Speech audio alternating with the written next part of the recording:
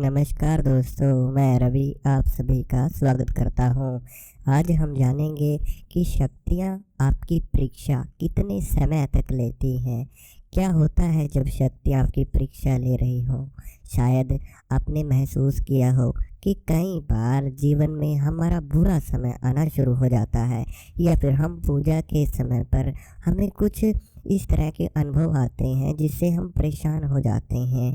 हम मानसिक तौर से ढेर सारी परेशानियों का सामना करते हैं। तो आप लोगों की ये जो समस्याएं हैं, सबसे पहला मतलब तो यह है कि आपको यह समझना होगा कि शायद आपके घर पे कोई नेगेटिव शक्ति तो नहीं है या फिर आपकी परीक्षा ही चल रही है। और जब देवी देवता परीक्षा लेते हैं तो कितना समय लग जाता है इस परेशानियों को ख़त्म होने में। आप लोगों ने यह भी महसूस किया होगा कि जैसे जैसे आप लोग पूजा में आगे बढ़ते हैं वैसे वैसे आपकी और भी ढेर परेशानियां मानसिक रूप से आपको परेशान करना शुरू कर देती हैं। काफ़ी साधक तो इन परेशानियों की वजह से भटकना शुरू कर देते हैं और यह समझना शुरू कर देते हैं कि शायद कोई बुरी शक्ति उनके घर में प्रवेश कर चुकी है और ऐसे में वो अपनी पूजा को बंद कर देते हैं। वह अपने समस्याओं के समाधान के लिए भटकना शुरू कर देते हैं। अगर आप लोगों की परीक्षा चल रही है तो आप लोगों को शक्तियाँ कभी भटकने नहीं देती हैं। केवल और केवल आपका लगाव उन देवताओं के साथ, उन शक्तियों के साथ बढ़ता चला जाता है, लेकिन परेशानियाँ भी आप लोगों की उसी तरीके से बढ़ती हैं। और कुछ समय के लिए जो परेशानी आपको आती है उसका समाधान भी आपको तुरंत मिलेगा अगर आपकी परीक्षा चल रही हो। परीक्षा दरअसल तब चलती है जब आप किसी साधना में बैठ जाते हैं या फिर कोई संकल्प आप ले लेते हैं, तब आपकी परीक्षा देवी देवता लेना शुरू करते हैं। ऐसा नहीं है कि आपकी 24 घंटे ही परीक्षा चलती रहे। कई बार कई महीनों में, सालों में कुछ समय ऐसा आता है जिसमें शक्तियाँ परीक्षा लेती हैं, लेकिन वह समय आपकी साधना का होता है। वह समय आपके संकल्प के द्वारा लिए गए उन दिनों का होता है। जैसे आप किसी साधना को 40 दिन 41 दिन का संकल्प लेकर शुरू करते हैं तो तब आपके लोगों की परीक्षा होनी शुरू होती है। अगर आप लोग दिन भर सुबह शाम पूजा करते हैं, सौम्य रूप से पूजा करते हैं, तो ऐसे में शक्ति आपकी परीक्षा नहीं लेती हैं। और अगर फिर भी आपको परेशानी है कि आप लोग सुबह शाम पूजा करते हैं, फिर आपको तब भी परेशानी अगर महसूस होती है तो नेगेटिव शक्तियों के कारण आप लोगों के साथ में ऐसा होता है। शक्तियाँ जब भी परीक्षा आप लोगों की लेती है तो वह मानसिक रूप से लेती है, ना कि आपके शरीर से। ठीक है, वह आपके शरीर में वो बीमारियां नहीं लेकर आती जो नेगेटिव शक्ति लेकर आती है। हमारी परीक्षा के दौरान इस तरह की परेशानियां हमें आ सकती हैं, जैसे कि जो भी आपकी मानसिक रूप से समस्याएं हैं वो बढ़ना शुरू हो जाती हैं।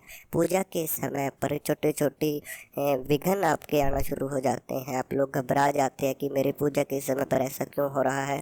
पूजा के समय पर आपको ढेर सारा आलस आना शुरू हो जाता है। जो भी आपका पूजा का समय है उस समय पर आप लोग पूजा नहीं कर पाओगे। दिन भर आप लोगों को कोई भी काम नहीं आएगा, लेकिन पूजा के समय पर ही आपको काम निकलने शुरू हो जाते हैं।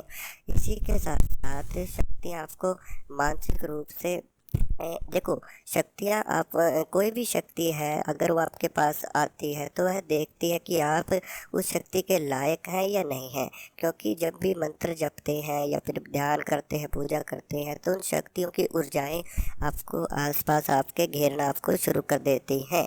साथ में जब शक्ति कोई परीक्षा ले रही हो तो ऐसे में क्या करना चाहिए। ऐसे में कई बार हमारे जीवन में इतने दुख आ जाते हैं कि हम अपने देवताओं के सामने बैठकर रोना शुरू कर देते हैं। वो इसलिए होता है क्योंकि शक्तियाँ यह देखती हैं कि बुरे समय में क्या आप उनकी पूजा करते हो या फिर पीछे हट जाते हो। जब अगर आप लोग किसी शक्ति को बुलाना चाहते हो तो आपको हर समय में उन शक्तियों पर विश्वास रखना होगा। आपको खुद से यह एहसास विश्वास रखना होगा कि जो भी शक्तियाँ हैं वो आपका साथ दे रही हैं। शायद जो परेशानी आपके जीवन में आती हैं वो कहीं ना कहीं उनको और भी ज़्यादा देवता कम कर देते हैं। जो भी आपके कर्म हैं उन कर्मों के अनुसार आपको परीक्षा जरूर होती है। इसी के साथ में कई बार साधक पूजा करता है, पूजा के समय पर उसको अपने शारीरिक हल्की पीड़ा महसूस होती है, ध्यान भटकता है। मानसिक रूप से आपकी जब परीक्षा होती है तो आपका ध्यान भी भटकेगा। पूजा के समय पर ढेर सारे विचार आपको आना शुरू हो जाएंगे। बार बार आपका ध्यान भटकना शुरू हो जाता है। यहाँ तक कि जब इसका प्रभाव और भी गहरा हो जाता है तो शक्ति आपको डरा भी देती है। जैसे आपको आवाज़ें आना शुरू हो जाती हैं। कई बार ऐसा महसूस होता है कि आसपास कोई घूम रहा है, जिसके डर से आप लोग पूजा करनी छोड़ देते हो या फिर उस समय पर पूजा करनी बंद कर देते हो। तो ऐसा आप लोगों को बिल्कुल भी नहीं करना है। कई बार शक्ति सपने के दौरान खुद ही आकर बोल जाती है कि मेरी पूजा मत करो, ठीक है।